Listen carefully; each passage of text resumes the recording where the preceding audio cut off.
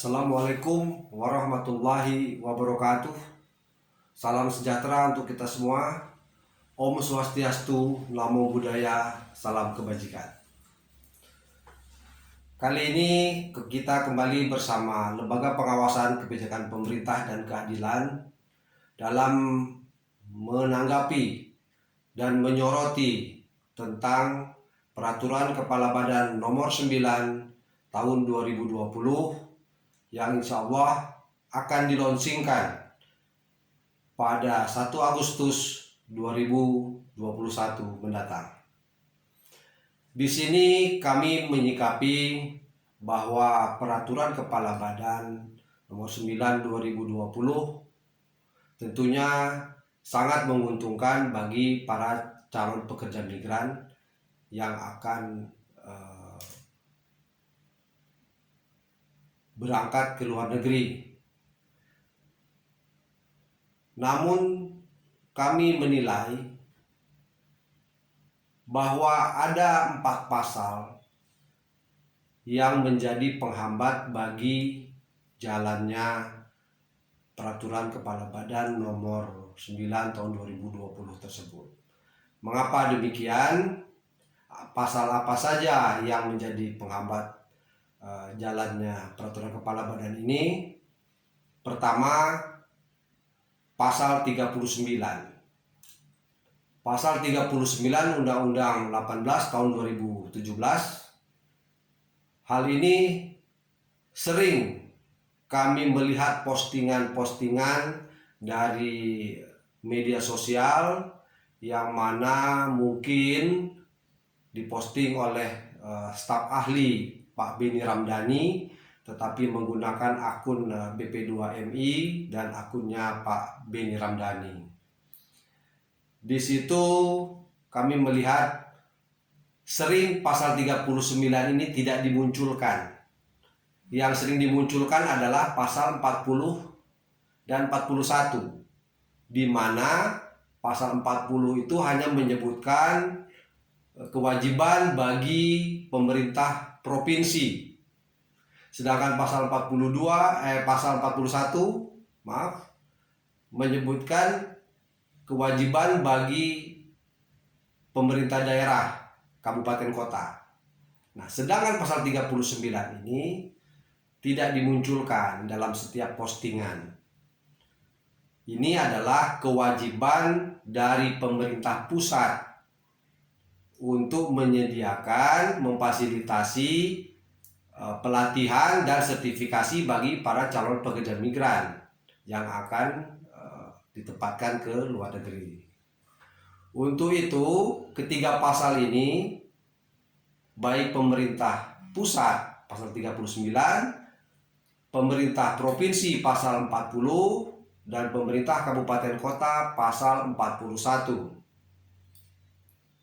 Ketiga pasal ini menjadi tanggung jawab pemerintah untuk melaksanakannya dan menyediakannya berikut anggaran pelatihan dan sertifikasi bagi calon pekerja migran, yang mana anggarannya diambil dari anggaran pendidikan. Nah, ini tanggung jawab pemerintah yang harus dilaksanakan. Apabila sudah dilaksanakan, maka akan mudah kita mendapatkan para calon pekerja migran yang telah kompeten. Karena yang berhak ditempatkan adalah calon pekerja migran yang kompeten. Bagaimana yang kompeten itu? Tentunya yang telah memiliki sertifikasi sebagai calon pekerja migran yang kompeten yang dikeluarkan oleh Badan Sertifikasi Nasional, ya, BNSP. Apabila ketiga pasal ini belum dapat dilaksanakan, tentunya akan menjadi penghambat bagi penempatan pekerja migran. Bukan hanya zero cost yang digaung-gaungkan, pembebasan biaya yang diteriakan untuk membebaskan biaya dari biaya penempatan bagi para calon pekerja migran. Tetapi dengan tidak dilaksanakannya ketiga pasal ini justru akan menghambat dan tidak ada calon pekerja migran yang kompeten karena tidak tersedianya anggaran. Bagaimana para calon pekerja migran mendaftarkan diri ingin mendapatkan pendidikan dan sertifikasi yang gratis dari pemerintah, tetapi anggarannya tidak ada. Maka para pelaksana penempatan tentunya tidak akan mendapatkan para calon pekerja migran yang kompeten.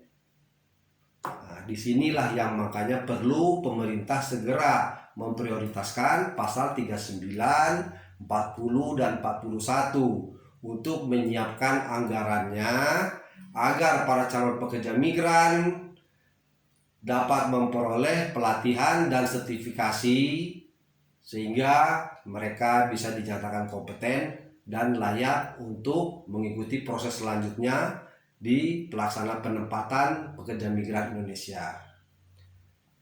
Kemudian selanjutnya adalah pasal 31. Pasal 31 ini sangat penting, yaitu di mana pemerintah wajib melakukan Memorandum of Understanding MOU bilateral dengan negara-negara penempatan agar tidak terjadi kesalahpahaman dan jelas mana hak dan kewajiban bagi para calon pekerja migran, mana yang menjadi kewajiban bagi majikan, hak-haknya, kemudian tanggung jawabnya masing-masing negara penempatan yang ditanggung oleh pemerintah Indonesia, misalkan dituangkan di sana apa-apa saja. Yang paling penting adalah untuk memberantas penempatan unprosedural yang ilegal, perlu dituangkan di dalam perjanjian bilateral, yaitu negara penempatan tidak dibenarkan mengeluarkan visa kerja atau employment contract, dan juga tidak dibenarkan mengeluarkan visa kerja tanpa dilampirkan employment contract yang telah ditandatangani oleh Kedutaan Besar Republik Indonesia yang ada di negara penempatan. Itu kuncinya, agar tidak ada lagi yang unprosedural. Karena yang unprosedural ini mereka tidak menggunakan employment contract, hanya mengirim biodata, kemudian kirim fotokopi paspor, dikeluarkan work permit-nya, calling visanya, kemudian mereka tidak menandatangani perjanjian kerja. Disinilah yang membuat para calon pekerja migran, para pekerja migran yang sudah ditempatkan, hak-haknya itu tidak bisa dipenuhi apabila terjadi perselisihan.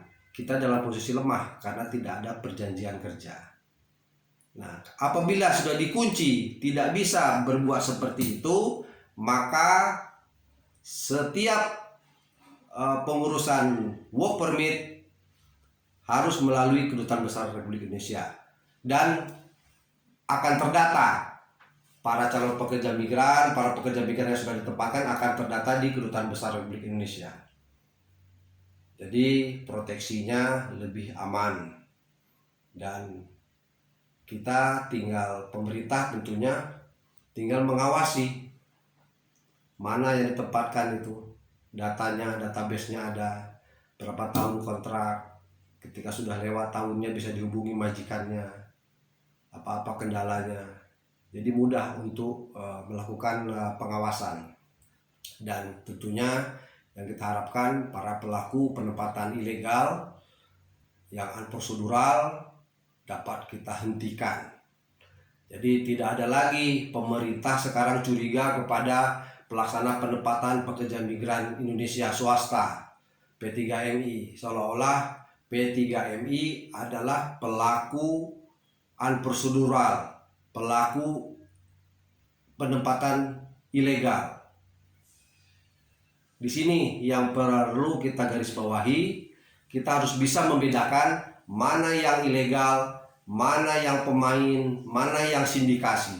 Yang sindikasi sudah jelas dia tidak memiliki SIUP, tidak memiliki badan hukum. Bagaimana kita membuktikannya bahwa ini bukan P3MI yang melakukan, bahwa ini bukan teman-teman kita yang memiliki izin, tetapi mereka yang tidak memiliki izin melalui unprocedural. Disitulah para pemain sindikasinya. Kita bisa datang langsung ke bandara, ke embarkasi baik di Bandara Adi Sucipto, Adi Sumarmo, Bandara Juanda, Bandara Soekarno-Hatta, juga termasuk pelabuhan-pelabuhan yang ada di Batam, ya, di daerah perbatasan, baik Tanjung Pinang, Pulau Batam. Batam itu ada di Harbour Bay, ada di Batam Center, ya, dan juga di Malaysia Timur, daerah Entikong sana, Nunukan. Nah, itu perlu dilakukan pengetatan. Nah, di samping itu ada lagi masalah KUR, di mana pada saat pertemuan kemarin Bapak Benny Ramdhani bersama 30 Direktur Utama P3MI melakukan rapat terbatas secara virtual melalui di rumah dinas beliau, di mana kami mendapatkan informasi dan postingan dari akun Bapak Benny Ramdhani bahwa pelaksanaan Peraturan Kepala Badan Nomor 9 tahun 2020 terdapat penyaluran kredit usaha rakyat bagi para calon pekerja migran melalui Bank BNI. Di sini kami selaku lembaga pengawasan kebijakan pemerintah, jujur kami menolak dengan diberlakukannya KUR tersebut karena tidak sesuai dengan semangat pasal 30 Undang-Undang 18 tahun 2017, di mana di sana disebutkan dalam pasal 30 bahwa dilarang membebankan biaya bagi para calon pekerja migran, biaya penempatan bagi calon pekerja migran. Di situ jelas, apabila menggunakan KUR berarti ini adalah penjeratan hutang yang berakibat pada pemotongan gaji. Karena bagaimanapun yang diberikan KUR ini siapa? Apakah P3MI atau PMI-nya? Kalau PMI-nya yang menandatangani akad kredit, kemudian dapat uang, diserahkan ke P3MI, P3MI yang nerima uangnya. Ketika PMI-nya ini berangkat ke luar negeri dan Wan Prestasi tidak membayar dia di sana, bagaimana? Siapa yang akan mengembalikan dana pemerintah ini? Apakah gara-gara, jangan nanti sampai gara-gara kebijakan yang dikeluarkan oleh Bapak Benny Ramdhani menjadi blunder, akhirnya menjerat Pak Benny Ramdhani sendiri. Tentunya kami selaku badan pengawasan tidak terima apabila anggaran uang negara dilarikan dan dimanfaatkan oleh pihak-pihak tertentu. Jadi di sini tolong kami dengan tegas menolak diberlakukannya KUR BNI bagi para calon pekerja migran. Selanjutnya mengenai BPJS. BPJS ini dalam situasi pandemi seperti saat ini, kami mendapatkan informasi awalnya ada 6.000 calon pekerja migran yang tertunda keberangkatannya akibat pandemi, dan hingga saat ini konon katanya hampir mendekati 10.000 para calon pekerja migran yang sudah terdata di dalam Sisco BP2MI. Tentunya selaku Kepala Badan Perlindungan Pekerja Migran harus mendorong kepada BPJS untuk melayani para calon pekerja migran yang tertunda keberangkatannya, yang gagal berangkat karena ada pasal yang mana BPJS menanggung segala kerugian akibat terjadinya gagal berangkat. Ini perlu, jangan kita teriak-teriak melindungi para calon pekerja migran dari ujung rambut sampai ujung kaki, tetapi giliran masalahnya ada di BPJS yang terkait dengan pemerintah seolah-olah tidak mau tahu atau pura-pura nggak tahu. Nah, ini perlu didorong selaku kepala badan ya BP2MI, tunjukkan bahwa seorang kepala badan beserta jajarannya ke bawah sangat peduli dan sangat cinta terhadap para pekerja migran dan melindungi mereka dari ujung rambut sampai ujung kaki. Jadi jangan hanya slogan, buktikan bahwa Anda memang benar-benar melindungi para calon pekerja migran. Jangan bisanya hanya menekan kepada para pelaksana penempatan. Para pelaksana penempatan gampang kita sidak karena izinnya ada, alamatnya jelas terdata, dan mereka ketika dimarah-marahin, dicaci maki, ditekan tidak akan melawan karena ketakutan siupnya dicabut, karena ketakutan masih ada depositonya di pemerintah. Dan itu pun masalah mencabut bukan kewenangan Badan Perlindungan Pekerja Migran. Nah, jadi di sini tolong kita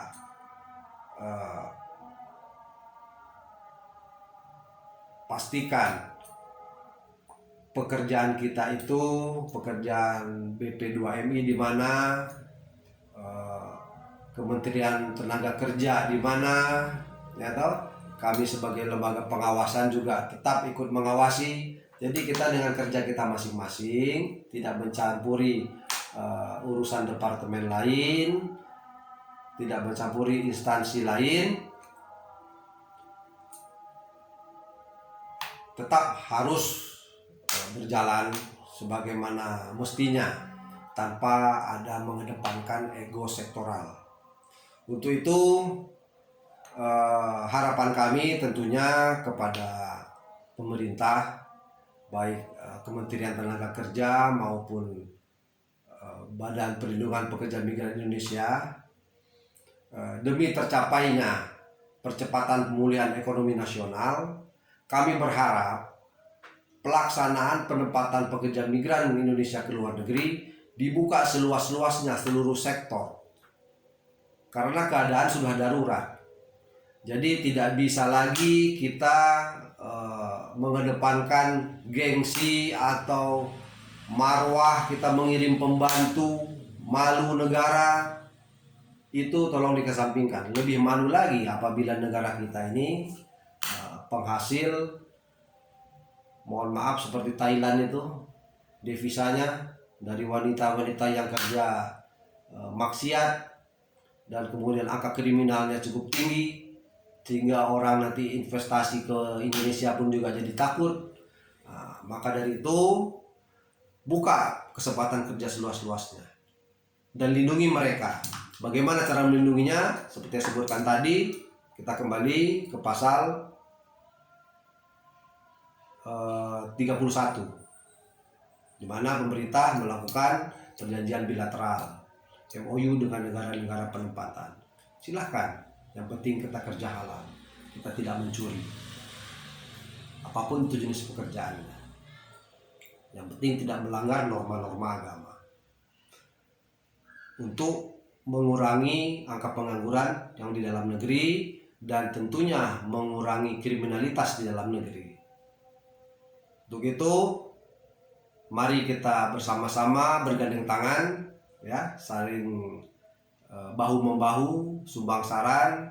Apabila ada yang menjadi kendala, penghambat, mari kita sama-sama sharing, tukar pikiran, semoga mendapatkan sebuah solusi.